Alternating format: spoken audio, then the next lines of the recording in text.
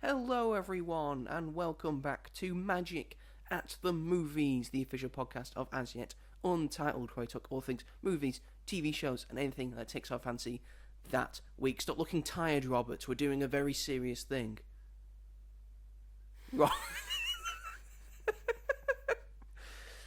I'm your host, Joe, and joining me, as always, he's looking very tired. He just looks like he doesn't want to be here. And that's not the attitude that we need for this podcast. It's my co-host, Robert. Hi.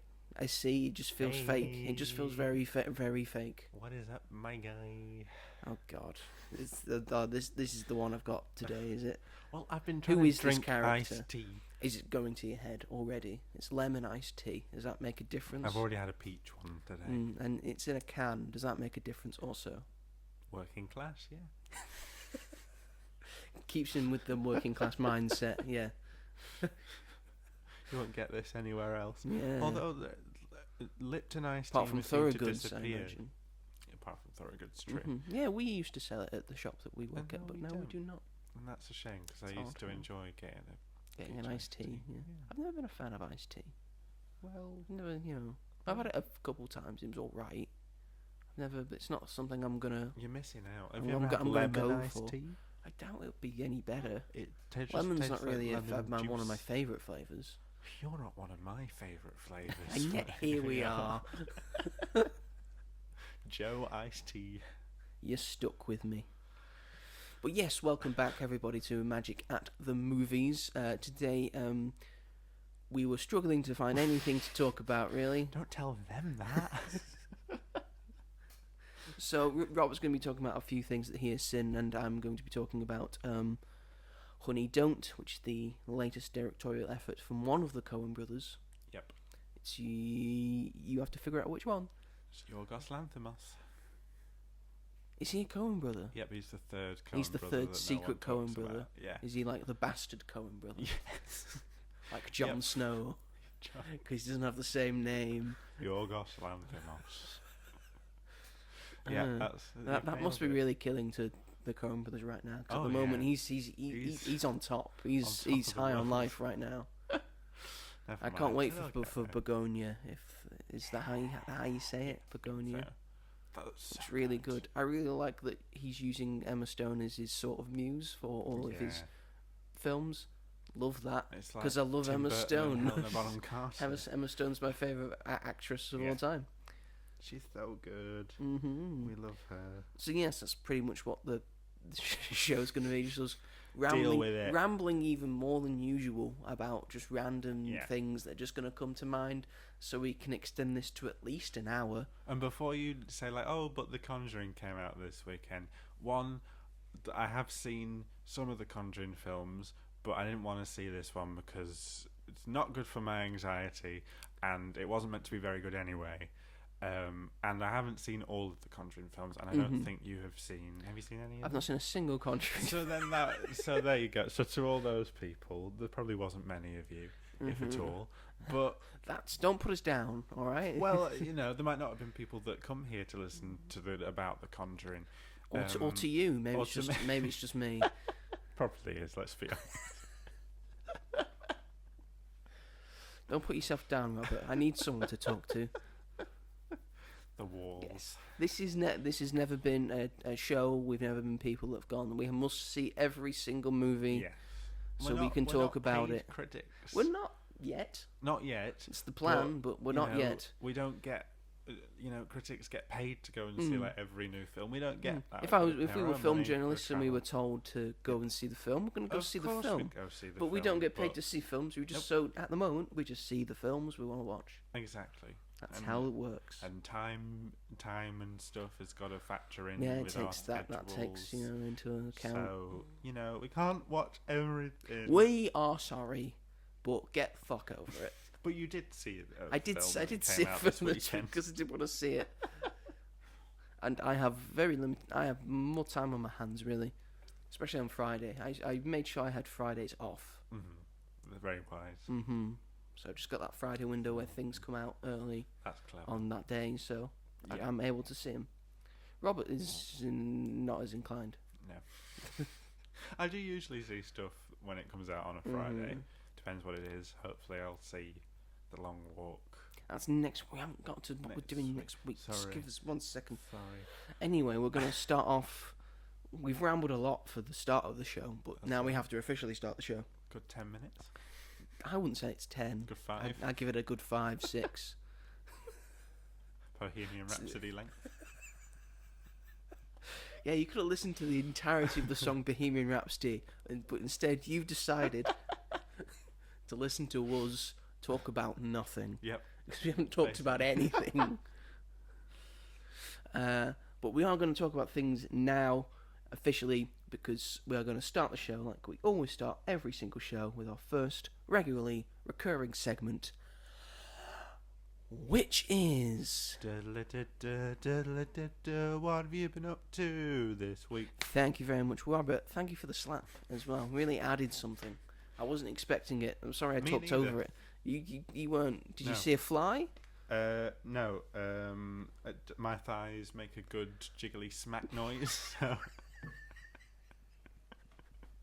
I thought, why not include it? I haven't done it before, and I've done it many times. Done it many times in the privacy of your own home. Why not take it to the stage? Try and think of new ways to spice it up a bit. Do you have? I wouldn't say you had jiggly thighs. You were very thin, man. I am thin, but my thighs are quite big, I'd say. You think would you say your thighs are your best feature? No. No. What is your best feature? My eyes. Your eyes are your best feature. I quite like my eyes. Your eyes are quite nice. Yeah. Thank you. Mm-hmm. I'd say you got good eyebrows. Really? Yeah. Sometimes my friends tell me that they're a bit overbearing. They're very full and vivacious. I would say. They really Sometimes stand I out. get a monobrow, and I'm always like, I need to get rid of that. You have to get rid of the monobrow. Yeah. Not if you have a monobrow. That's an issue. Just on me, I don't think it looks very. It doesn't look nice. good anyway. I'm speaking to people with a monobrow now. It doesn't look good. I'm telling you now, it doesn't look good. You need to be an ally of the monobrow community. They all look like villains. Always look angry. Always look angry. Just monobrow which makes you look angry.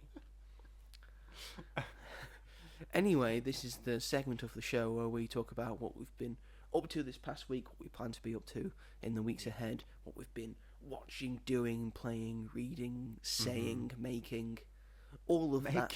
You could have made something. Sorry, that was a new one. It caught me off guard. You saying we can't make something? No, I just had an image of us you making say you paper can't mache. make it?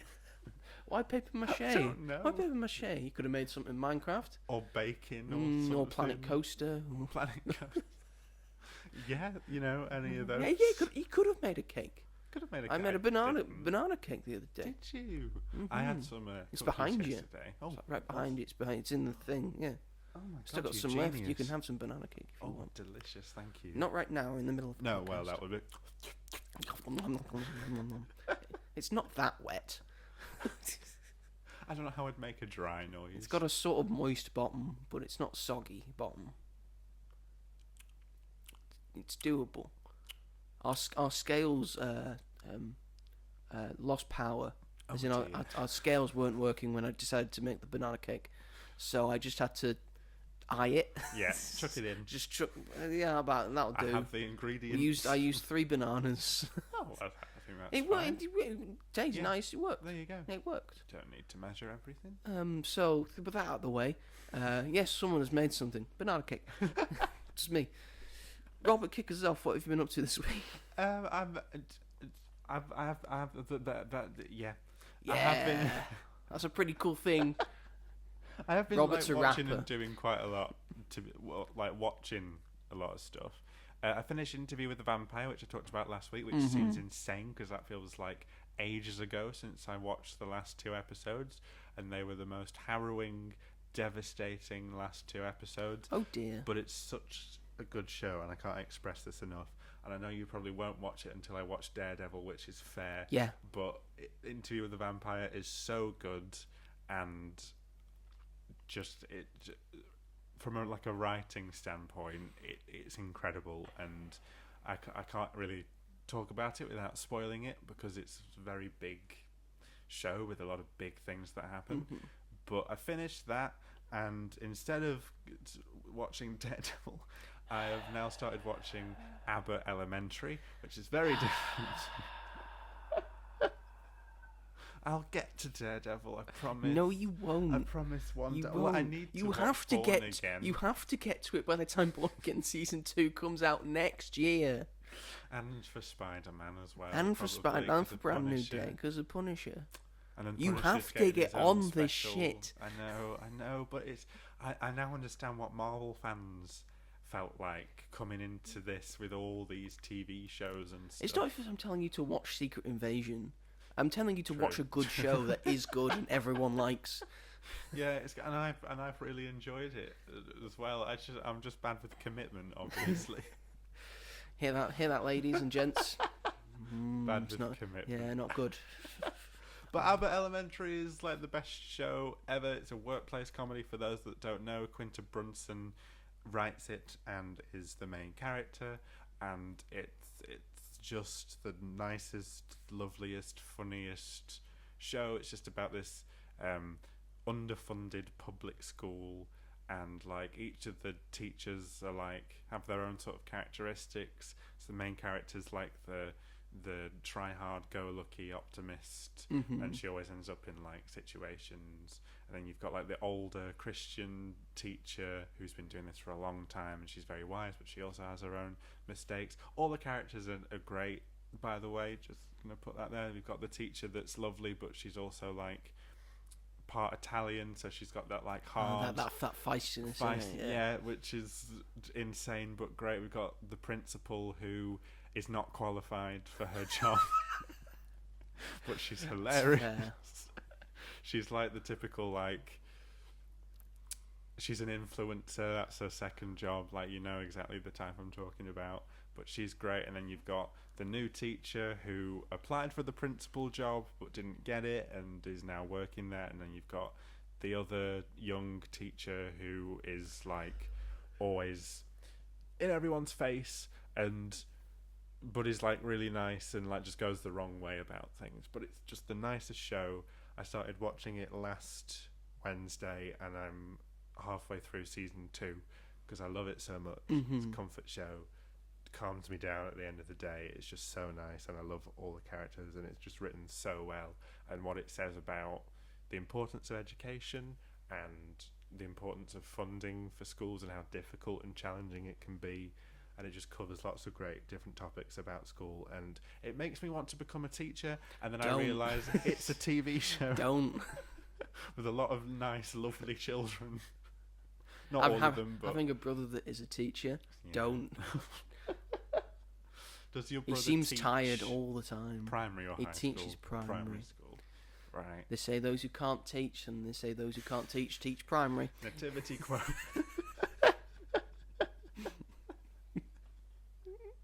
But if at any time I'm thinking of becoming a primary school teacher, I'm like, well, does that mean that I can't teach high school? Whatever. But yeah, that's what I've been watching at the moment, and I love it a lot. I watched the first episode of The Paper, which is the Office spin-off, and I did. I've heard mixed reviews about The Paper. Yeah, I think in terms of critics, I think it's been more positive than people expected it to be. But from like an audience perspective, people have just downright hated it. Well, I saw the review from the Discussing Film, and he did not like it. No, he did not. But I like the cast. I think the cast is very good. Donald Gleeson in that role. Yeah, it makes a lot of sense. But I liked the first episode, but I haven't continued watching it yet, and I watched it on the Friday when it came out. I think it's because I'm already watching like a short workplace comedy. Yeah. So I was like, I didn't want to get them like, I didn't want to like overload on that. On one genre. workplace comedies, yeah. And I like adore Abbott Elementary, so I need to stick with that, and maybe I'll come back to The Paper at some point. And then I went to see Caught Stealing with a friend. You finally caught up with Caught Stealing. Up with Caught Stealing, and very funny. We got our own Krusty the Clown over here. That was quite good. Thank you. I didn't think it was. But you had the air to carry. I had the aura. Got the lungs for Krusty the Clown. And do you know what? I loved it. I really did. I didn't have really any expectations. I hadn't seen a trailer. Apart from what you told me, and apart from what my friend had told me. And I think that sort of lowered my expectations a bit, and I'm kind of glad that it did, because I ended up really loving it. I just felt incredibly so sorry for Austin Butler's character, because he was the nicest guy, and he had like everything go wrong and in like the most horrible way possible, and I was like, can't this guy catch a break? And it's quite that fucking cat. That cat. See, it's a good cat, innit? I told you, a good cat actor. Cat. Oh my god. Amazing cat. As soon as that guy kicks the cat, I'm like, he's gonna get it. Yeah. But it's quite like you can't kick a cat and get away with it. Oh god no. But it's quite like the tone of it is very much like, because with the director, he does make quite harrowing, on edge films. And it is quite an upsetting film, because a lot of bad stuff happens to quite nice people, and it's constantly on the move. It's never really stood still. It's always going, and new stuff's being revealed and twists and stuff. But I just kind of loved that about it, and I just really, really enjoyed it. Thought it was very good. And I also watched last night One of Them Days, which is a film that came out earlier this year with Keke Palmer and SZA. And it was good. I enjoyed it. It's got really, really strong reviews. Like on Rotten Tomatoes, it's like 94%, which is very high. I wouldn't say it was that good. It's, to those who don't know, explain the film. It's so these two friends are like down on their lives. One of them's like a diner waitress. One of them's an aspiring artist. God, that's not a good combination. Exactly.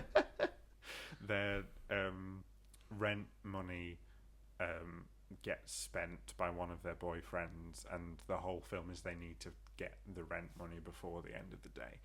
And then like the typical like hijinks of that ensues, and it is very funny. It's very silly. It's, the two leads are great together. They're the thing that pull it all together. But apart from that, it's nothing like new, or what you could watch this in any sort of comedy film, something like that. So I did enjoy it. It was a nice experience. But when it finished, I wasn't like, I'm not going to like remember it for. I was like, do you know what was like a really great film? One of Them Days. That's not a sentence I would really ever say. But it was fun, and I enjoyed it for what it was. It's just not. I'm glad that I didn't see it in the cinema, because I feel like if I had, it's not. I don't know. It just didn't feel like made for the big screen. But we're supposed to be supporting cinemas. Yes, we are. And having more. We're supposed to be able to see these kinds of films in the cinema. Yes. We can't just say, all comedies are meant for the small screen now. That can't be the case. No, it just felt very small in scale. But I did enjoy it. And I finally finished Kingdom Come comic, which was probably the best comic I've read to date. Yeah, it's pretty good, isn't it? It's just insane. Yeah, and the Alex Ross artwork, oh my God. it's just so beautiful. Every page is just beautiful to look at. And how long that must have taken him to do that is it takes him ages, because it's fully like hand drawn, painted. Yeah, all by him. And whilst I was reading it, especially like the last two chapters, like thinking of it if it was turned into a film, which I don't think it will ever be, because you need like older Batman, older Superman. But it would make, with the right director. It's why I often pitch it as, you can only do Kingdom Come if you're ending your universe with it. Excuse me. Oh no, Robert's dying. The Lipton iced tea's got to him, but he decided to have some more while he's coughing, having a coughing fit. That's why I said when the DCEU ended and James Gunn was going to take over, I made a PowerPoint presentation as to what the DCU should be, essentially, and the ending of it was Kingdom Come, because that's how you end the universe. Yeah, if you want to end the universe. It would just be like, I feel like we could have gotten that by now if, it was steady. Things had aligned, Yeah, like imagine if it was like Christopher Reeve, like when he was a bit older, if he hadn't had his accident, obviously, like he would have been a great. Would have been great Kingdom Come Superman. Yeah, and then like Michael Keaton would have made like a really. He has. But sort of Brandon Routh took that sort of role in the. That's true. In the Arrowverse, because he had that. Yeah. He had that costume. Yeah. For the. Crisis of Infinite Earths thing. He? Oh, yeah, sorry, the dog wants to go out, folks. That's okay. But yeah, just the sophistication of the storytelling is just insane. Like, just the way it's done, and it's all paced so well, and the fact that like Shazam plays a big part. Yes. But, like in not but it's a grown way. Yeah, but it's a grown-up Shazam. Shazam. So now Billy Batson just looks like he does when he turns into Captain Marvel. Yeah. Oh yeah. Sorry, Captain Marvel. But it was so good, and yeah, it took me a bit to read because I just keep stopping and starting with stuff as we. You've got lots of stuff on. It's fine. It's fine. And now I've started reading Gotham City Sirens. So I got the DC Compact comic of that, and I read the first 2 issues out of that, and I'm enjoying it because I love those characters very much. I also found recently that apparently they're doing an audio commentary of Kingdom Come. Oh really? Oh, that's cool. Oh, that will be very interesting. It's going to be very interesting. That. Yeah, and the so off the back of them doing audio commentaries for the Sandman and I think something else that I can't remember. Right. It might have been Batman Year One. Right. Oh, that would be really good. Because the edition that I've got, it's half is the comic and then half is behind the scenes and like how it came to be and stuff, which I haven't read yet, but I might do at some point. But yeah, I think that's pretty much everything. And I watched Thunderbolts again because my mum wanted to watch it and she really, really liked it. She thought it was very good. I showed it to my dad for the first time. Did he like it? He did like it. He thought, I think... It's a great film. He thinks it's like a standout for the Marvel movies, so... Yeah, it's a very good film. So it's, like audiences would have enjoyed it if they'd have just taken the chance and gone to see it when it was in cinemas, because it was a great experience. Unfortunately, we do have superhero fatigue. We do have superhero fatigue. People say it doesn't exist. People say, oh no, it's just bad... People are just fatigued by bad movies. Well, if that was the case, they would have gone to see Fantastic Four. They would have gone to see Thunderbolts. Yeah. More people would have gone to see Superman. Yeah. I'm glad that we don't have anything else coming out for the rest, apart from the Marvel zombies and if Wonder Man comes out in December. But then again, Wonder Man is coming out in December. Is it coming out in December? But I'm just like, we don't need that right now. Like, we've already had so much. Like, I still haven't seen Eyes of Wakanda yet. It's just like, I get why they're doing it, but I think because it's a TV, it's an animated thing. In the new thing now, you don't have to watch it to understand anything. It's just a little extra piece. Eyes of Wakanda, it's good. I enjoyed it. Yeah, you are under no stress to watch that. Just like Marvel Zombies, I imagine just like Wonder Man. I think Wonder Man's just going to be a bit of fun. Yeah. Just on the side. I do not think it's going to contribute to anything. I think the next big thing that's going to contribute majorly will be Brand New Day. Yeah. So yeah, superhero fatigue is real, but not in comics. Not for me. Not for you. I'm there for everything. Yes. It's just my life. It's my life now. Yeah. We're there for it, but we can criticize and say when it's like criticize, don't just hold your mind. Ooh, thank you. I don't know that song. What, criticize? I think so. I just want to criticize. Okay, I'll stop. I was enjoying it. We obviously didn't know. You obviously didn't know the song. It's not as funny if I just have to sing to you. We're not singing together. I quite enjoyed it. Okay, good. Maybe you'll listen to the song now. But that's me, I think. Yes, pretty sure. And how about yourself? I have been doing some stuff. Some stuff this week. So, firstly, I'll bring up the fact that when I went to London. Some things I forgot to mention. I went to a couple of Forbidden Planets because London has 2 Forbidden Planets. But we'll talk about that in a minute, because I also, as well as buying some graphic novels, spoilers from Forbidden Planet, I also, when I was in the British Museum, they've got a big bookshop and stuff. I also bought an actual full-on book. A book. An actual book. Book, which was Odyssey by Stephen Fry. Now, Stephen Fry, he's written a bunch of books now, four books around ancient Greece and Greek mythology.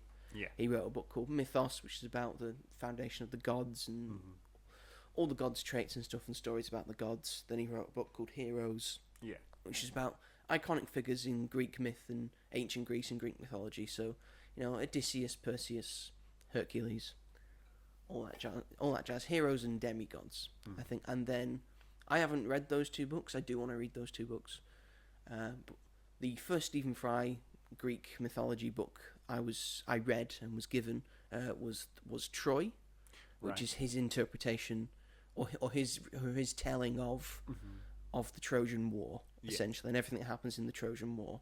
And he writes it and tells it so well and so eloquently that it's just so nice to read, and it's just so easy to read about the Greek myths and the Trojan War, where if you read anything else about it, it might be a bit too much for people. Right. And I think this book, The Odyssey, is going to be the same, because if you've read the actual Odyssey, and all its various chapters and sagas in it, it's a difficult read, and it's real long. And I have read the Odyssey because I had to do it in high school. Really? Because we did classical civilization. Oh. We had history and we also had classics. I loved classical civilization. Oh, okay. I loved doing both. Yeah. Because then I got to do this and then also sort of modern world history. But it's a slog to get through the Odyssey. And you have to just pinpoint it down to specific bits. And it takes a while. Yeah. It takes a real long while. It would take you like a whole semester to just get through the Odyssey. Yeah. So this, I'm looking very much forward to reading, to see how Stephen Fry gets through the Odyssey and how he tells it. Because he told the Trojan War so well. Yeah. And I think he's going to tell this really well. And I'm going to be able to go, yes, I very much remember what happens in the Odyssey. Because I sort of remember, but I sort of don't remember certain bits. But I think Stephen Fry telling it to me, I think will make it a lot better. I can read through that, and then I can go watch Christopher Nolan's The Odyssey, knowing everything that's going to happen, or everything that should happen. And criticise. And criticise. Criticise. I hate myself. Nice loop. So as well as buying a book, I also bought some graphic novels and comic books. Very nice. Yes, I went to... They have two Forbidden Planets in London. I went to both. How far away? They're quite far away. One's recently opened. I think it was an old comic book store. And now it's under the Forbidden Planet name, which I think saved it from going under. And then they got the big main Forbidden Planet, which is near Leicester Square in Covent Garden. It's around that area. Yeah. I did try and find Supergirl Woman of Tomorrow. Both did not have it. Yeah. It's hard to. The first one was the smaller one, so I think I'll give the benefit of the doubt. The bigger one it's got an entire basement for just comics and graphic novels, and they didn't have it either. So I guess I'll just have to wait until January next year when the DC Compact edition comes out. That's so annoying. And then it'll be cheaper for me as well. Yeah. But while I was there, I did buy some comics. I bought Superman for All Seasons by Jeff Loeb and Tim Sale, who you might know, who also did Batman: The Long Halloween. So it's the same writer and artist doing that, and their interpretation of Superman. I hear it's very good, so I am going to read it. I also got the first edition of the graphic novel for the new Ultimate Spider-Man that they've brought out. It's not the original Ultimate Spider-Man. They've got a new Ultimate Universe, a new one now. And it was brought about by Ultimate Spider-Man, and it's a different take on Peter Parker. He sort of gets spider powers when he's in his older 30s, so it's an interesting take on it. And then I also got the first edition of when I say first edition, I mean sort of the first graphic novel. So the first 6-7 issues that they turned into this big book. Yeah. So I got the first edition of Absolute Batman. Very nice. So a sort of newer, also a newer Elseworld edition of Batman. Yeah. And the Cape Crusader. Is that fairly new? It's fairly new, yes. It's pretty much this year it's come out. Right. So then I've got the first edition, and then they had some of the comics, so I've got issues 1 to 7, I believe. Right. And then they also had issue 9 and issue 10 in the store, so I got them as well. Yeah. So those are the comics I will be reading in the future. In the future. I will be reading them. Yeah. They also did have Absolute Superman and Absolute Wonder Woman. I don't know as much about those two, so I did not buy them. Yeah. Is there a Martian Manhunter? They are, at the moment, they do have an Absolute Martian Manhunter. That was not there. They have an Absolute Green Lantern that's just started, and an Absolute Flash that also has just started. Oh, okay. And I think they are thinking about doing an Absolute Green Arrow as well. Okay. So it's all coming to a head. Apparently the new Ultimate Universe they started is like finishing at the end of the year. Oh, they're doing a sort of Ultimate Endgame, I think they're calling it, which is like a big thing. Yeah. So it'll be a big graphic novel, and then that's just finishing it up. Oh, okay. It's interesting. That's quite cool. Because they only started it last year. Yeah. Ultimate Spider-Man started last year. Oh, so you know, be interesting. if they've got a story that they've started out, and we'll see. We'll see. Very fun. What else have I been doing this week? I don't know. You tell me. That's what I'm trying, Robert. I'm trying. Give us a goddamn second to try. I try so hard for you. You gotta get up. But try. That's what I'm looking for. Some synergy. Who sang that? Was it Emily Sanders? It was Pink. Oh shit! Yeah. Good. I see. The moment I think you're doing well, you just. I got confused. You lose it. Running. That's Beyonce. Is it? Yeah. Running for myself no more. That's Beyonce. Is it? Oh, yeah. God. Oh, God. Oh, you think all women look the same, don't you? Or sound the same. No. How dare you, Robert? Anyway, exciting news, because I did finally buy and have started playing Indiana Jones and the Great Circle. Only took you like 9 months. Pretty much, yeah. Who can blame you, to be fair? Because it wasn't out. Well, it wasn't out for PlayStation players until like March or April. And it was very expensive. And it was very expensive, so it was on sale, 20% off. Yep. Decided to pull the trigger, buy it. How is it? Tell us. It's fun. It's fun. I really enjoy it. It's hard to get past the first-personness of it. Right. I'm not a very first-person kind of guy. Yeah. Would have preferred it third-person. But they make it work. It does work. You get used to it. And the idea of the melee combat and all that works for me. And it's got good traversal.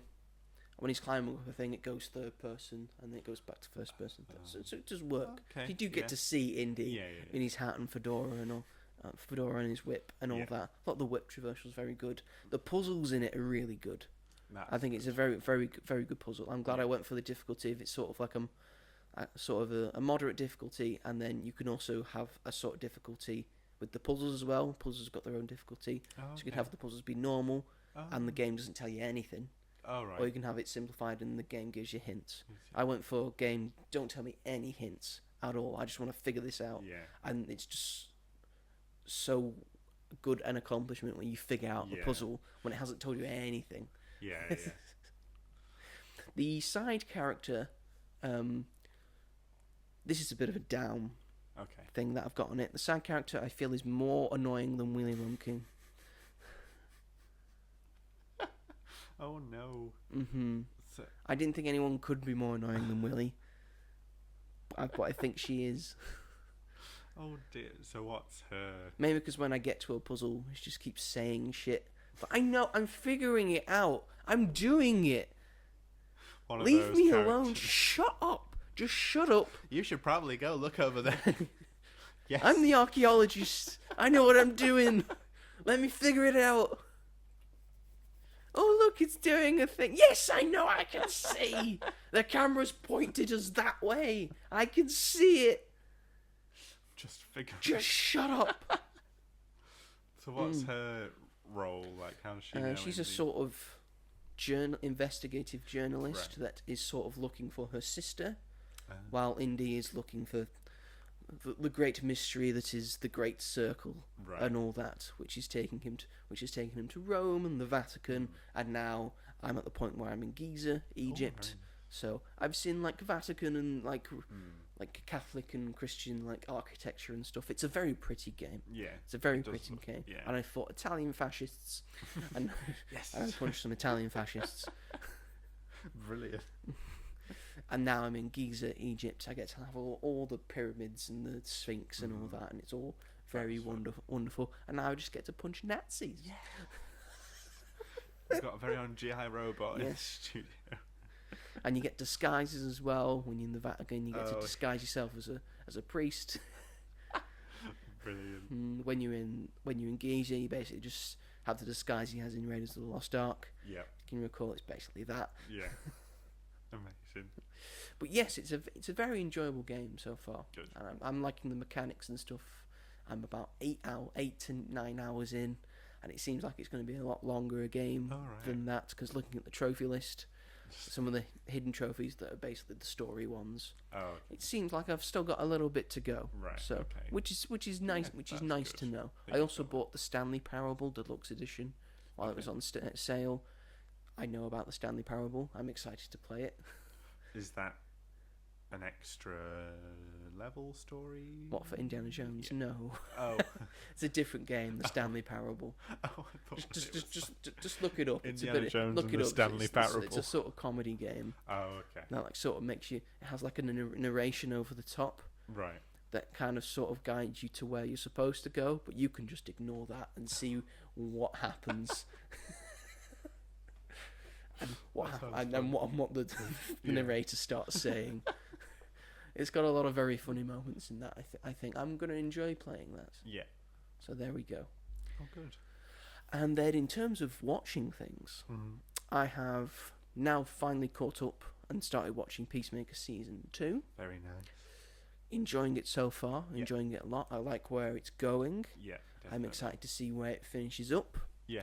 We're 3 episodes in. Episode 4 comes out this week. It's got 8 episodes. Yeah. I like that it's week to week, so it keeps people talking about it.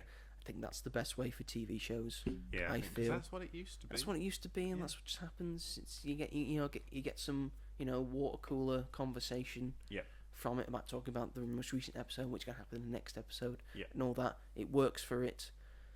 This coincides with the fact that James Gunn has said this is sort of a prequel to Man of Tomorrow, which is the next Superman film that he has written, and that's coming out in 2027. So next year we're getting a Supergirl movie, and the year after that we're getting another Superman movie. I'm so glad. And the concept art has shown that Lex Luthor is gonna finally be in his big green and purple power suit. Life is good. I feel like I matter. All of those action figures that have been brought out for different Superman movies with Lex Luthor in a sort of power armor that's never true to the film. It's all gonna be real. Yeah, finally gonna be in the flesh. Finally in the flesh, I get to see it.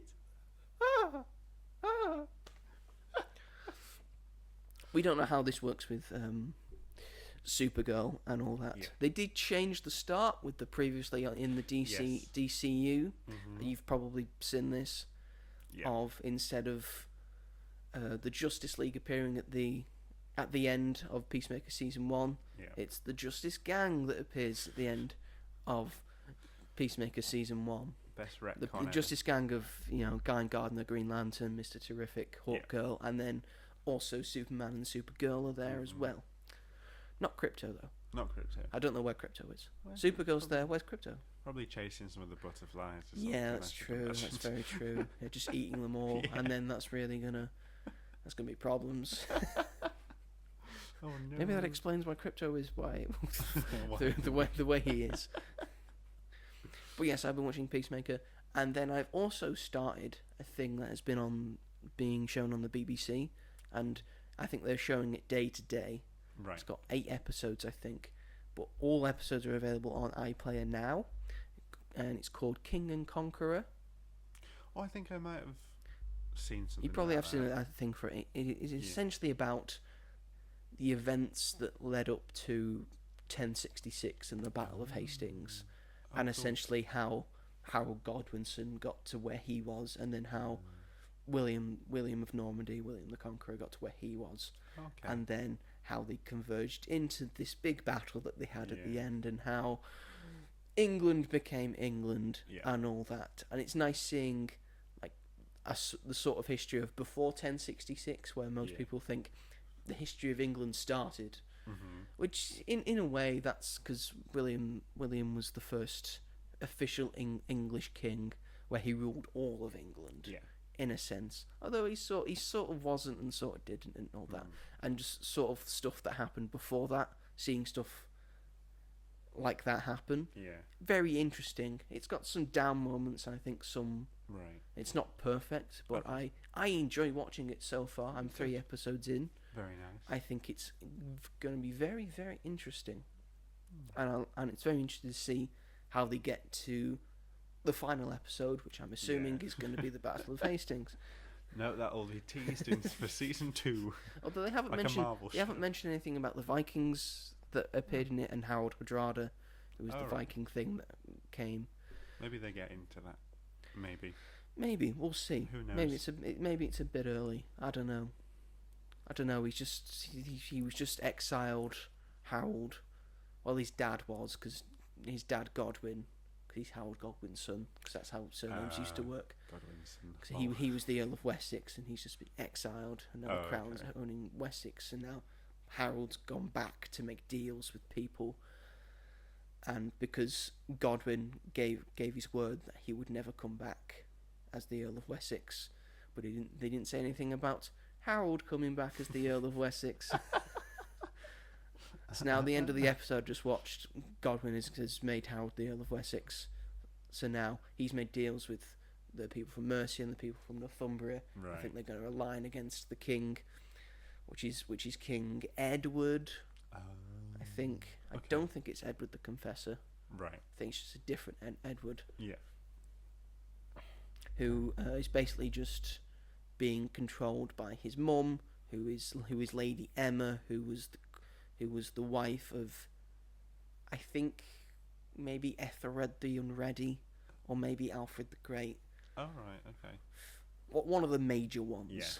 One of the big boys. One of the major ones that people sort of remember. So yes, that's very interesting, and a big history boy like I am. I'm enjoying that so far, and it's very nice to see. Real life Game of Thrones. Yeah, it happens. It's just when people like had to fight for the crown. It's odd. Oh yeah. These days, real life. Yeah, and then it came down to Harold and William, and Harold had more of a stake to the throne than sort of William did, who's like sort of cousins with Lady Emma and Edward. So he's sort of related to them. So that was his sort of loose vouch for. I should be king of England. At this time, it was always sort of a loose. Well, I've got kinship with this and that and that, and you could say I could be the king of England. Well, there you go. That's what the monarchy is. It's just people just having a loose relationship with each other, and then saying I can be king of England. I could do that.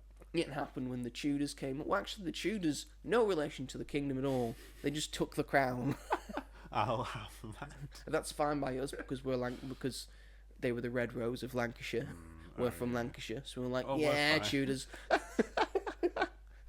All the Southerners are like, where are you, fucking little white rose? Yeah, Richard III. Not a good spokesperson. That's why we've not had a single other Richard.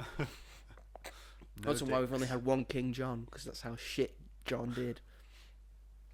Not letting that happen. Not having another John on this on this chair. So the Tudors weren't related to anyone, and then they were sort of loosely related to the Scots. That's how we got James I. Right. And then the Georgians came along, and they were German, and that's how we got to the German monarchy, and how the monarchy is still technically German. Oh right. Oh bloody hell. Our monarchy has been Saxon, it's been Briton, it's been Norman. Yeah. So then it's been French. Oh my gosh. Bloody hell. And then it's been sort of loosely sort of English or Welsh, because the Tudors were sort of Welsh. Right. And then it was Scottish. And that made it British. Right. And then it was German. Oh right. So all people going out, I want Britain to be British. Actually found a thing, and someone said this to me, and I just want Britain to be British. Oh. It might have been someone at work, you know. Oh. God, one of the younger ones. It surprised me. One of the younger ones? Yeah, it's one of the newer ones. Oh no. Mhm. And this is what I said to him. Then I wrote it down. So he said, I just want Britain to be British and like have like British ideals. I said, oh, British ideals. What are British ideals? What does Britishness mean? Because our alphabet is Roman, our religion is from the Middle East, our numbers are Arabic, our patron saint was raised in Palestine. That's an important one. Our royal family is German, our aristocracy is French, our marmalade is Portuguese, our tea is from Asia, our language is from all over the world, made out of various different things. Yeah. Our biggest and favourite mascot of being Britishness is from darkest Peru, and our favourite food is Indian. Oh, that was a poll off. Favourite British food apparently is the tikka masala. Yeah. So you know, I love being British. Love being British, me. The Dutch as well was a lot of Dutchiners and Scandinavian and stuff because of Vikings and shit. Oh God, one of the younger ones. Oh dear. I know it's a terrible world we live in, but hey ho, at least we've got movies. Literally. Oh, so true. And that is why I will talk about the film Honey Don't. This is the latest film from Ethan Coen, who is going out on his own away from his brother Joel, and the success they've had as brothers and together. This is his second film, I think, after Drive Away Dolls. I don't know if he's made any others by himself. I think so. Because Joe Coen also has nothing to do with this in terms of writing and screenplay and stuff. Because this was directed by Ethan Coen and also written by Coen and Tricia Cook. Oh. I don't know. It doesn't have a thing about if they've written anything else. Maybe it's their first. Maybe it is their first. Everyone's got to start somewhere. I don't know. Also produced by Ethan Coen. It stars Margaret Qualley, Aubrey Plaza, Chris Evans, who's back in Captain America shape. I don't know if you saw that. He was at the Toronto International Film Festival for one of his other movies. He's got like a sort of large top on. He's looking in good shape. He does look in good shape. He's in Captain America shape. I'm telling you now. Yeah, that would make. Last time he was in that good a shape was when he was promoting Endgame. Yeah. So, you know. Unless he's Johnny Storm again. He's not going to be Johnny Storm again. Well, he's dead, isn't he? He's dead. He's dead. He died in the void. He had all of his skin ripped off him. It was terrifying. It was Deadpool. He did it. Yeah. But he did say all those things. He wasn't lying. He did say all those things. Deadpool just snitched on him. Yes. So Chris Evans and then Charlie Day is also in it as well. Did he not get a clap? Charlie Day. Did he voice Luigi? Yes. And he's in Super Mario. Yeah, and he's from Only Sunny in Philadelphia. Always Sunny in Philadelphia. He sort of co-wrote that. Oh, okay. You uncultured swine. There's a lot of Always Sunny in Philadelphia. This film it's a breezy 89 minutes long. So a 90-minute film. That's the perfect length for a film. Yeah. It had a budget of $20 million. Okay. Fairly low budget. And it's currently made at the box office $6 million. Oh, Jesus. What's going on? Oh no, it's a bad year for film. It's a bad year. Giancarlo Esposito made a thing at TIFF saying this is a terrible year for film. Yeah. Since like sort of 1988, it's been a terrible year for film. Why is no one going to the movies? Well, this and this. It's about the fact we've had a lot of very good films this year. There have been. A lot of very good films this year. This film, in terms of Ethan Coen as a director by himself, I thought Drive Away Dolls was pretty good to okay. I liked a lot of it. I disliked a few bits of it. This one was middling to fine, really. That's not a good thing. I could see why people could enjoy it, and there was some enjoyable moments in it, and I liked the main plot of the film was pretty okay, and maybe would have been a little bit better if most of the focus was on the main plot. Right. Because this just goes everywhere, and just doesn't seem to stay focused when it really should have stayed focused on the thing that Margaret Qualley's character Honey was doing. Honey is a private investigator, and does various things, and she's doing a murder thing, and it's all connected to this sort of thing. I understand that sort of the connections were leading into subplots and stuff, but the subplots took up a bit too much time and space. Like, for example, Chris Evans' character and Chris Evans' entire characterization sort of subplot in this did not need to be in the film. You could have just not had Chris Evans in this film. He seems a bit pointless. Oh, right. He has one scene with Margaret Qualley. Right. One scene. And that's it. And that's it. Aubrey Plaza does play more of a role in this. Thank God. And it's nice to see Aubrey Plaza in stuff. Yes. And I think she's quite good in it. Good. I think Margaret Qualley's quite good in it. Good. I think no one does a bad performance. Okay. That's to say, with the stuff they're given. Yeah. Again, there's just a lot of subplots that don't need to be in here and don't serve the plot at all. Yeah. And just driving to this subplot, which then doesn't go anywhere. Then it goes to that subplot, which then sort of connects to that, and then is just sort of lost along the way. So he needed more focus on the main narrative for this. Yeah. Because I thought that could have been pretty good if they had given more context and more time to it.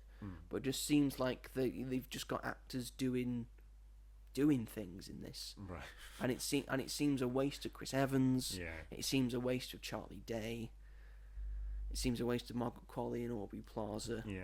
Although they're all doing well. Yeah, they're all doing. They're not phoning it in. They're all acting to the best of their abilities. For in a better film, it could be showing. I just think this had the potential to be something, and it could have been something. But then it just gets sidetracked by stuff. It felt like a teenager trying to study for GCSEs and then getting distracted by video games or social media. And then just going on tangents and then going down YouTube black holes. Oh, God. When it should have been focusing on the task at hand. Yeah. Well, and at the end, it loses all its marks. Oh, great. That's the best metaphor I could do with this. So it's a breezy watch. Right. 90 minutes. Yeah. That's pretty good. Ideal. It's shot very well. It's got some good ideas. Yeah. I just think it won't hold up in a year. Won't hold up in 5 years. Yeah. It's not stand out at any point and loses its way entirely. Right. And then just ends up being a bit pointless. But I still think it's quite watchable. Yeah. I think that's the thing. I didn't hate watching it. Yeah. I quite enjoyed many parts about this, and I think some of the characters are pretty well fleshed out and enjoyable to watch. Like, I think Margaret Qualley's character is quite enjoyable to watch, and is very interesting. Yeah. And just the idea, because she's gay, and just the idea of just having to deal with men all day and all the time and never getting a rest from it.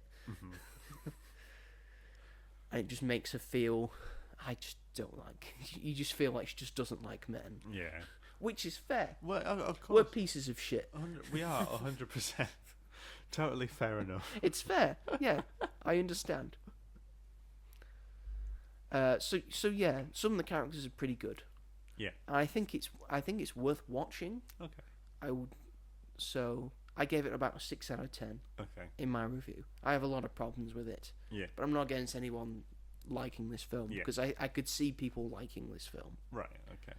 But for me, it just doesn't just doesn't do it for me. Doesn't do it. Doesn't do it for me at all. And I think the critics agree with me because it's only got 5.6 out of 10 on IMDb. It's got 48% on Rotten Tomatoes.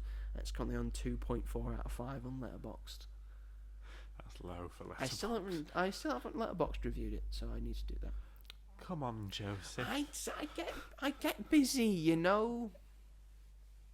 Took me a while to do the review.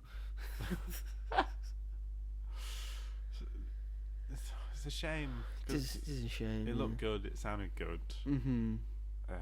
But execution, obviously. Yeah, not the best. Not the best at all. I probably will watch it by the end of the year, hopefully. if I'm going to see something in the evening and I've got a few hours spare before it, if it's on at a reasonable time, I might plod along and go and see it. But I don't think I'm gonna be like, I must see it now, thank you, even though Aubrey Plaza's in it, so kind of makes me want to. If it's on, yeah, I'd say watch it. Okay. Yeah, but it's definitely going to stand out in terms of the films that we've got this year. Yeah. And probably the films that we're going to get this coming week. Yeah. I mean, you were saying it. I got sidetracked by something, but I was going to look them up. So yeah, this week coming up, we've got The Long Walk. That's probably going to be. I've heard very good things. I've heard the special screenings that they've had of the treadmill ones. Have you heard about this? Yeah, I think so. The ones where they have people on treadmill and you have to go. You have to keep walking at 3 miles an hour. Yeah. Which is what happens in The Long Walk. They have to keep walking consistently at 3 miles an hour. Yeah. Throughout so you have to walk for 3 miles for the entire film. That's the entire fun film. Exercise. And if you go under it, they escort you out. Really? They're escorting you out of the screening. That's kind of fun. It's a kind of a fun idea that they've had. They also had other screenings where the audience had heart monitors. I think I've heart seen monitors. this, So everyone's resting heart rate is between 60 and 70 beats per minute. Yeah. So when it got to certain bits, it shot up. Everyone's heart rate shot up to 120, and then it never went down from 120. It stayed above 120, and then there were moments when it got as high as I think about 250 beats per minute. Shit. I'll get that person a doctor. This is for like lots of people in the audience because everyone had a heart monitor on. Right. So I'm very much looking forward to that film. That's got a lot. I think that's got a lot of buzz behind it now because of the marketing stuff that they've been doing. They've done a good job. And it's a Stephen King film, as well. He's got a lot of adaptations that have come out this year, like from his smallest stuff. Yes, he had some smaller stuff that went on Netflix, I think, and I think we also had Life of Chuck as well, which is the Stephen King stuff, which I did really love, and The Monkey. Yeah. So this is another. He's having a resurgence, and then welcome to Derry. He's just there all the time. He's just true because he's got a lot of stuff. He's got a lot of books. He's just always writing. And then Welcome to Derry. All other authors are envious. Yeah. Because he just keeps writing, and people don't know how he does it. How do you not have a mental block? But this is like one of his classic. Novels, one of his more like classic ones. Yeah. Was it before The Shining or just after? I can't remember. But it's around that time. It's around that time, yeah. So this is more of his thrilling ones. Mm-hmm. But I'm quite looking forward to this one. Yeah. Of just the idea of how do they make a bunch of people just walking in a straight line that thrilling and intense. Mm-hmm. I'm very much looking forward to that one and talking about it next week. Yeah. That's all we've got, isn't it? Downton Abbey comes out next week. I'm just saying for today. The grand finale, even though they said of Downton Abbey, at the end of each film.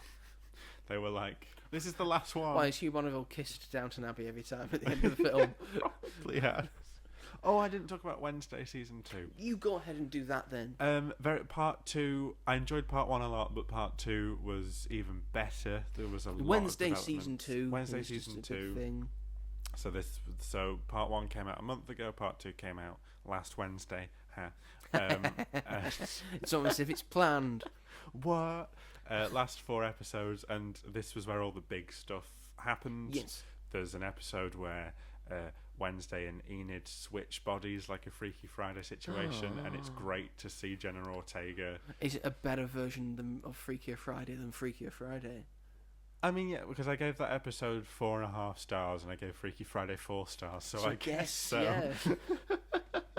But it was just fun to see the actors do something different and like try and copy each other's, and they did it so well. Like, it's so believable that they've swapped places. Jenna Ortega is such a good actor, and she just needs to pick better projects outside of Wednesday. And then they had the episode with. Well, she was in some of the better Scream films. She was Scream 5 and 6 were really good, but like since then, like all the stuff she's been in, apart from Wednesday, has been really odd choices for her. I think they're more just paycheck gigs at the moment. But she's in a new J.J. Abrams sci-fi film, I think, so that could be fun. They had like a ball episodes where they were all dressed in like Regency, the costumes. Oh, I thought you meant an episode just about a ball, like a physical ball. An episode about a ball, or like Friends. This ball's journey. No, it's like a dress dance ball, which is a fundraiser for the school, and everyone's costumes are insane. And then in that they have a dance sequence that Lady Gaga wrote a song for. Was that because of the TikToks that were going on? Yeah, so she is in season 2. She has a cameo in it, which was very short. They made it out like it was this big new character, and she's in it for 2 minutes, if that. But she also gave a song to the show, which is called The Dead Dance, which is doing very well in the charts. The video is directed by Tim Burton, the actual music video for it, seen that, and it uses AI, which is awful. And also, it was just very standard for Tim Burton. Tim. I know, it was dumb. It feels very odd that that's the first time that Tim Burton and Lady Gaga have worked together. I know, it does feel like it felt like something that should have happened ages ago. Yeah, literally. And the music video, but also just feels like a standard effort from Tim Burton. Because it's just like, oh, dolls, creepy, and it's like... He doesn't give a shit anymore. He doesn't Why give would a he? shit. No, to be fair, he's doing very well in his career nowadays. But they do the Dead Dance, it's called, and it's so well done and choreographed, and the song's just great. And then the last episode, there's a lot of things that happen with Thing, the hand. You get lore behind Thing? Yeah, wow, some really Thing good. lore. Yeah, I did not think like, that was no, and then what they did with it ended up being really cool. And then it set up. We've got a lot of season stuff 3 about things this year, haven't we? Things? Yeah, things. What do you mean? Well, Thing the hand. Yes. The Thing. As in... Here's the Thing. The Kurt Russell film. It could be that, yeah. Here's the Thing. Here's the Thing, as in the Fantastic Four, the Thing. Oh, of course, yeah, okay. Is that it? Yeah, lots of stuff about things. I'm just saying, things. you know. Some things this year. And they set up season 3 very well. Like the cliffhanger, it's like, and they haven't even started filming it or writing it, so it's going to take another fucking 3 years. Yeah. To get to that. But because we can't do shows quickly anymore. No, for some reason. Just pump them out. Just pump them out. What I will say is that season 2 managed to tell a full coherent story, whilst also teasing elements for the next season, and the next season has new elements that were briefly introduced. So Netflix could very much cancel it. No, because it's too popular. It's doing so well. But I mean, it's like they told like a story on its own, but then the end of the last episode. But we don't know what constitutes popularity, because Netflix won't share how many views of certain things. It does. Only when something's getting, you know, they have top crazy 10 amounts charts of stuff every week. Yes, but we don't know what that constitutes. But it's like how many views the show's had. Yes, but does that? But you don't know what Netflix is doing to that. You could just say, "Oh, this is the most popular. We're just going to make this the most popular." But it is. Red Notice was the most watched film for about 5 years. But that makes sense. Why does that make sense? Because it's got big stars in it, and people were discovering it later on, and you know it's not a good film, I got most of that viewing from like the start, but I don't know another single person. But now it makes sense who had watched Red Notice outside of my film bubble of people But it makes sense for K-pop Demon Hunters. It makes sense for K-pop Demon Hunters, now. yeah. And some of the other films on that list make that sense. one I don't think is bullshit. The Red Notice one I think is bullshit. But they haven't made a sequel. They were going to. Exactly. If it was the number one Netflix movie with the most views, why would they not make a sequel? It's a good point. And now K-pop Demon Hunters is the number one Netflix movie. Mm-hmm. We've already heard talks of Sony and Netflix planning a sequel. Yeah. Does that not speak? Yeah, but no one likes bullshit Gal to Gadot you anymore. So I think that, and also the pandemic. When did that come out? 2021. Came out 2021. All right. Well, yeah. No one likes Gal Gadot anymore because of Wonder Woman 1984, and The Rock probably had his own fucking things that he wanted to do, and then Ryan Reynolds. Everyone doesn't really like nowadays. But you would hear talks of them trying to make a second one. I think there were talks. There hasn't been. But just Wednesday is a very popular show. Like season 1 was very popular. I don't doubt that. Yeah, and this one like that's why they got like a bigger cast, and you had Joanna Lumley and Billie Piper and Christopher Lloyd has a cameo in it, like quite a big cameo in it. Yes, the people that have been in Adam's Family before. It's very fun to see them. But it's really good. I'm just saying they cancelled Glow yeah. for no reason. That got like 3 seasons, right? It got three seasons, but they set up for a 4th, and it was popular. Yeah. And you knew it was popular, and that they cancelled it. They're inconsistent. You know they are. But Wednesday's good.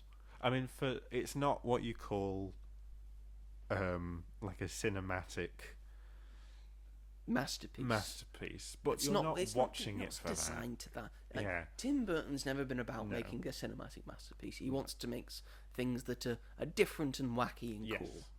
That's always what he's been about.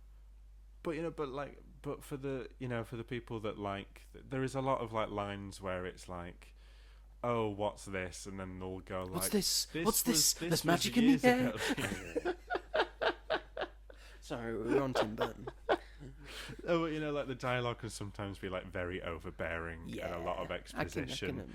But it's fine. I don't mind because I love the characters so much. I love the world that they've created, and I find it just a very interesting story. I like it. It's fun. I liked the new Booking.com advert that they did with Catherine Zeta-Jones. Yeah, she's That's so Morticia good. Addams. She's a very good cast for Morticia Addams. Right, even like this, like in the first season, the Addams Family were only in like 1 or 2 episodes. This season, they're in it all the way through, and it made it even better than season 1 because they were done a lot better than they were done originally. Because Wednesday has powers in the show, and she typically doesn't have powers in the Addams Family other media that we've seen. But in season 2, it sort of made more sense because if you think about it, like the Addams Family are always talking about like, oh, my cousin's a werewolf, or like in the original film. So like, why does it not make sense to have them have these powers? And they like have psychic powers, and that makes, because like Morticia has like a crystal ball in like the other film, so I think it makes sense, and it keeps it more interesting. But yeah, I loved Wednesday season 2, especially the second half. It was very good, and I'm excited for season 3, but it's going to take so long. It's going to take forever. When's the last Stranger Things show out? November 26th, which is the this same year. day as Zootropolis 2. Yes. Oh no, which one are you going to choose? What a conundrum. Zootropolis 2. Zootropolis 2. I'm going to go out. Yes. Because Stranger Things 5, like it's been a long time since the other Zootropolis, but Stranger Things, like it's just taken them so long. Millie Bobby Brown is now married with a kid. So long it's taken. That's how long it's taken them. And it doesn't make sense to me that it would take them that long because of how popular the last season was. I was like, of course, and it ended on a cliffhanger. So it's like, why haven't you started it yet? And it took them and it's been over 3 years since season 4. It's something that just happens in. Yeah, I get that it's a big both show. movies and TV. It happens in TV more, but you see it happen in movies as well. Like with Across the Spider-Verse. Yeah. The only post-credit scene we got was them saying, "Don't worry, Beyond the Spider-Verse is coming out next year," despite the fact they'd done no work on it. It's done. And we found this out now. Yeah. I think only last year they started working on it. Yep. And now it's coming out in 2027. When they've told us it's coming out in 2024, 2025, 2026. Yeah. Literally. It's the same with Frozen. Like, Frozen 3 is supposed to come out in 2027, and it was originally supposed to come out, like, 2023 or something. So that means that we would have had an 8-year break from when Frozen 2 came out, which is insane, because it was only a 5-year break in between the first and second Frozen. Because now all the kids who loved Frozen have grown up. Yeah, exactly. But it's... And the newer kids haven't been growing up on Frozen. No. They've been growing up on something else. When Frozen 3 comes out, it's not going to be as big a deal, it sounds like. And why is it taking and you 8 the idea of you years? delaying things, that's fine. Yeah. Just don't say... I know. Yeah.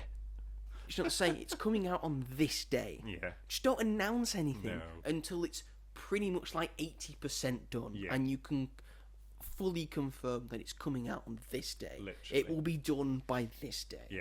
But it also makes me think, so they have a new film that they announced called Hexed, which is coming out next year, which is when Frozen 3 was supposed to come out. But it's like, obviously, that film sounds like it'll be great and stuff, but why are you doing another film? Why aren't those animators working on Frozen 3? Because that is surely going to be $1 billion film. You'd think at this point. We'll see. See if that franchise is held up. Yeah, like 8 years is such a massive... I mean, how long ago was it when they did those Olaf shorts? 4 years ago? 4 years ago. Yeah. That's the last bit of... Yeah, it's not as if there's like anything original Frozen stuff we got. Keeping it alive.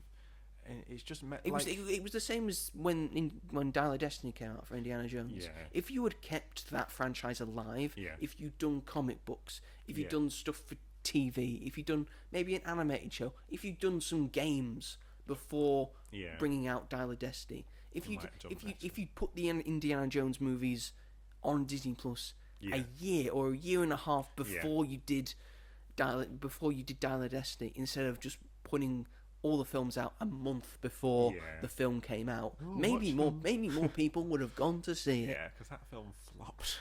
Because everyone was like, what the fuck's Indiana Jones? It's been so fucking long. They're making another one of these. God, I forgot about Indiana Jones. How old is he? God. So this is why, like, because the Indiana Jones and the Great Circle doing very well. Yeah. People love that game. Yeah, exactly. If that had come out before Dial of Destiny, maybe more people would have watched it. Maybe so. But these long breaks need to, and it just doesn't make sense. Like, why, if they knew that Across the Spider-Verse was going to be a part 1, then why weren't they working on part 2, like, whilst that was coming out? And it's like, they knew that Frozen 2 was going to be so successful, is one of the most successful animated films of all time. Why weren't they working on the third one, like, straight after it, if they were going to plan on doing a third one? Hollywood, they make no sense, do they? They make the wrong decisions all the time. And like with Toy Story 5 and stuff, like, that's a 7-year break. It's like, people are going to see it. I mean, there was a very long break between Toy Story 2 and Toy Story 3. There was. And like Inside Out as well. Like, that was like a 9-year break between Inside Out films. So, and like Incredibles as well. Oh, but they hadn't been planning doing an Inside Out 2 or Toy Story 3 as soon as they'd done Toy Story 2 or Inside Out. They went on to different projects, and they focused on... It wasn't like they had multiple projects at the same time. They had one project. So they did Toy Story 2, and then they went on to Monsters Inc., and then they went on to... What's the next one? It's Monsters Inc. Finding Nemo. And then it was Finding Nemo, and then it was The Incredibles, and then it was... Cars. Then Ratatouille. Yeah, that does make sense. Then Wall-E, then Up, and then Toy Story 3. But now I remember. Yes, just going like that. Again, it's an audio medium, Robert. Just don't remind you. Long breaks. While we're rambling, let me just talk about Lego for a minute. Yes, go. Yes, let's talk about Lego. We love Lego. We love Lego here. We both buy Lego. We think Lego's great. Hopefully, if we can trust the postal system, we'll have a special video out for you next week. hopefully. And we'll have filmed it. But yes, we're both excited about various Lego things that are coming out that we want to buy. I'm looking forward to the Black Pearl. They've just announced a Lego Speed Champions Lightning McQueen. Yeah. That's coming out next year. I may not buy it, but my brother's going to be all over that. I saw a tweet he where loves someone cars. was like, what the fuck? I need it in my life. Just a full big scale car that is just Lightning McQueen. I mean, Jesus Christ. It's a great idea, to be fair. Yes, but then we have our first... They've now broken the milestone. We have our first $1,000 Lego set. And of course it was going to be set by Lego Star Wars. Yep. Because they now have a big $1,000 Death Star diorama set. And we say diorama because it is just a diorama, because it is just a big circle that looks like they've made look like the Death Star, because it's not a sphere. Not a sphere. What's the point? And it's $1,000. Or for us in England, $899.99. Ha ha ha ha. Even though that's the same amount. Still. For the different things. Ha ha ha ha ha ha ha ha ha. I mean, just look at the back of it. Look at the back of it. It's just terrible. It's got a lot of minifigures. It's broke the record for the most minifigures. But also, it's like the minifigures aren't that special. Apart from they're not special at all. Apart from the director Krennic one, and apart from Galen Erso. And some of them you would expect to have more detail in the $1,000 sets. Some of them do not have detail at all. Yeah. I would like more leg printing. Yeah. The officers on Death Star officers should have black boots on, so you should at least have dual molded legs. Yeah. They do not have that. So you've gone very cheap here, despite the fact it's $1,000, and it's of course not a sphere.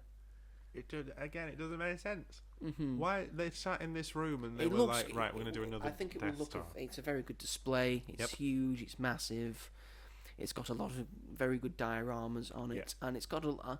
I've seen people going through it, and it's got a lot of like nifty stuff really that you can do with some really good stuff, and it's got a lift in it, a lift that works, and the trash compactor does work, and from the detention chamber you can go straight down from the detention chamber into the trash compactor. There is a chute that you can put things down there. It's got a lot of places for iconic moments, a lot of hidden features and stuff. Just why is it not a sphere? It just needs, the back needs to pop out, and it needs like a case sort of mechanism to close it. I have the original Death Star set that is just the big spherical playset. It's a sphere. Yeah. It doesn't have the panels. No. You can play with it. It's got all the characters that you would really want. Yeah.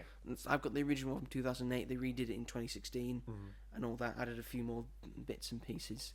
But I think people are up in arms about that one because it also didn't add any panels. Essentially, what people wanted with this set, this $1,000 Death Star set that had been heavily rumored, was basically just the Death Star playset.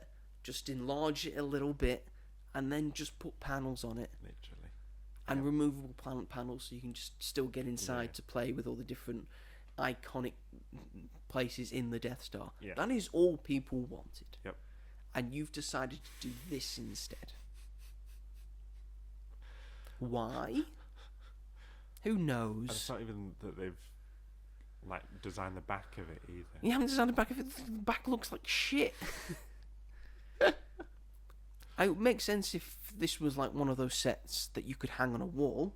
Yeah. But you can't hang this on a wall. You have to find a place for it that you can just stand it up, and it's a big, huge fucking thing. What if it topples over? What if it topples over? It's got to sort of stand like outwards like that, so I don't think that. I think that's designed for it to not topple over. But I mean, come on, Lego. You do this all the time. Why is it always with fucking Star Wars? Another thing for Harrison Ford to easily smash. Oh no! Oh shucks! Oh no! He's still a dickhead for doing that. I don't know why he did that. The guy's face was just so disheartened. It's one of the funniest videos ever. That poor guy. He was the massive Millennium Falcon. Oh God, that poor guy. I don't want to think about it anymore. No.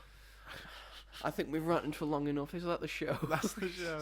Thank you everyone for watching and listening to us rant and rave about just random things. Sorry, it's not been like a big thing this week. That's okay. But next week we'll have stuff.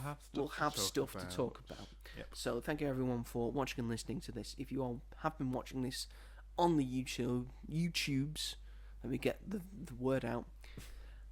Feel free to like and subscribe to As Yet Untitled, and then push the bell notification so you never miss an episode of this podcast or of the Greatest Things of All Time series or of any of the film reviews that I do. I do have a video out for Honey Don't, my review of that, so go ahead and check that out. If you are listening to this or want to listen to this on your podcast catcher of choice, where can they find us, Robert? You can find us on Spotify, Apple Podcasts, Sony Podcasts, and Amazon Music, or anywhere else where you may get your podcast. That is all very true. Thank you, Robert. You're welcome. If you want to get into contact with us and get into contact with the show, we are at magicatthemovies.bsky.social on Blue Sky. In terms of Instagram, I am the mighty Joe888 on Instagram. Robert is Rob G Hall on Instagram. Leave a comment, say you like a thing, dislike a thing, want us to answer a question, leave a nice comment, dislike a comment. We'll still probably read them out. Yep. Because we're so desperate for attention. Anyway, that is the show. Next week we'll be talking The Long Walk and possibly Downton Abbey, if Robert decides to watch it. I'll see. You'll see. I just think it'll be quite fun to have no context and then just watch the final thing. I would say go watch it at Everyman so you can just be surrounded by old people. I'm not paying that much to be surrounded by some old people that are going to be like, oh, it wasn't that good. Oh, well, at least you get a nice meal out of it. Oh, true, to be fair. And honestly, I'd much rather go see stuff with a crowd of old people more than a crowd of young people. because they're going to be quiet at least. Yeah. But then again, what young people are going to go see Downton Abbey? I know a few. I mean, when did the series finish? Ages ago. Like 2015. My grandparents have them all on DVD. That's nice. I don't think. I feel like I'd quite enjoy it if I watched it from the beginning. You might, but there's 6 series of it, and I think the episodes got to like an hour and a half. Probably. And then there's the other 2 films that I haven't seen. So. Maybe I'll watch the other films. Well, you got some catching up to do this next week. All of Downton Abbey. All of Downton Abbey. Every single episode I'm going to be watching. Oh, yes. It starts in, 1914. Yep. And then ends in, the 60s, I want to say. And Hugh Bonneville looks the same. They all age beautifully. Maybe it's the 40s, I don't know. I don't know, I've got no idea. Or the 50s. Can't tell. I've never seen it. Anyway, that is the show. Thank you, everyone, for watching and listening. We very much appreciate it. And we will see you all in the next one. Goodbye. Goodbye.